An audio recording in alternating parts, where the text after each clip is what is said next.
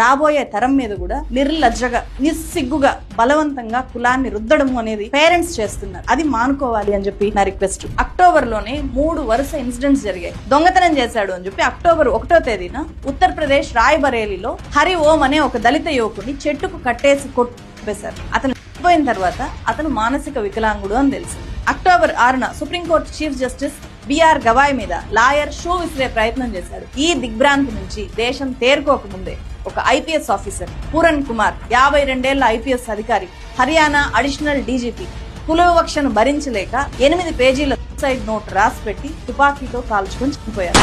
A Haryana cadre IPS officer Y Puran Kumar allegedly shot himself dead. क्या message जा रहा है कि आप कितने भी सक्सेसफुल हो, कितने भी इंटेलिजेंट हो, अगर आप दलित हो आपको दबाया जा सकता है, आपको कुचला जा सकता है, आपको फेंका जा सकता है. అప్పట్లో రాష్ట్ర డీజీపీగా ఉన్న ఎస్హెచ్ మనోజ్ యాదవ్ దగ్గర నుంచి ప్రస్తుతం హర్యానా డీజీపీగా ఉన్న శత్రుజిత్ కపూర్ వరకు 8 మంది ఐపీఎస్ ఆఫీసర్లు 3 ఐఏఎస్ ఆఫీసర్లు తనను ఎలా వేధించారో ఆ లెటర్ లో పురణ్ కుమార్ వివరించి రాశారు. పర్ఫార్మెన్స్ అప్రైజల్ రివ్యూలు చేయకుండా పెండింగ్ లో పెట్టడము, క్వార్టర్స్ కేటాయించడంలో వివక్ష, అఫీషియల్ వెహికల్ వెనక్కి తీసేసుకోవడము, తప్పుడు కేసులు పెట్టడము, వాట్ నాట్ అనేక రకాలుగా నన్ను అవమానించారు, నా మీద వివక్ష ప్రదర్శించారు, వీటిని తట్టుకోలేకే చనిపోతున్నాను అని చెప్పి ఆయన రాసి పెట్టారు. 2022లో జరిగిన ఒక సర్వేలో దేశానికి స్వాతంత్రం వచ్చిన 70 ఏళ్ల తర్వాత కూడా సెక్రటరీ స్థాయికి చేరుకున్న దళితులు ఎంతమంది ఉన్నారో తెలుసా? కేవలం 1.1% మంది మాత్రమే. ఎస్టీలు 3.37% మంది. ఆశ్చర్యకరంగా అప్పటికి ఒక్క ఓబీసీ కూడా ఆ పొజిషన్ కి చేరలేదు. అంటే మిగతా వాళ్ళంతా ఎవరున్నారు?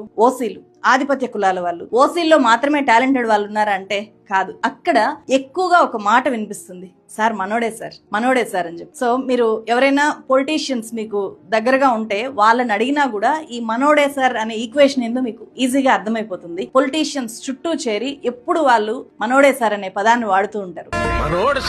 ఈ మనోడే సార్ అంటే మన కులం వాడే, మనం ఎక్కువ ప్రాధాన్యత ఇచ్చి పక్కన పెట్టుకోవాల్సిన వాడు, మనం కీలక బాధ్యతలు అప్పచెప్పి ఎంకరేజ్ చేయదగ్గవాడు అని చెప్పి అర్థం. సో అక్కడి నుంచి మనం ఆలోచించడం మొదలవ్వాలి. పిల్లల్ని మనం విశాల ప్రపంచంలో ఎదగనివ్వాలి గానీ ఒక కుల గజ్జితో, కులం అనే ఒక బావిలో కప్పల్లాగా మిగిలిపోకూడదు కదా. వాడు తక్కువ కులం వాడు అయితే దాహం తక్కువ వేస్తుందా? ఏ నీటి చుక్క మీద ఏ కులం పేరు రాస్తుంది? వాడు ఇదే ఊర్లో పుట్టాడు, ఇదే ఊర్లో పెరిగాడు, ఇదే మట్టిలో కలిసిపోతాడు. ఆ మట్టిన పుట్టిన తిండిని నీ పిల్లలు తింటున్నారు. మీరు చేయాల్సిన అడ్వైజ్ ఏమైనా ఉంటే మన సోకాల్డ్ రాజకీయ పార్టీల లీడర్స్ మీరు మీ కామెంట్స్ ని తెలియజేయండి.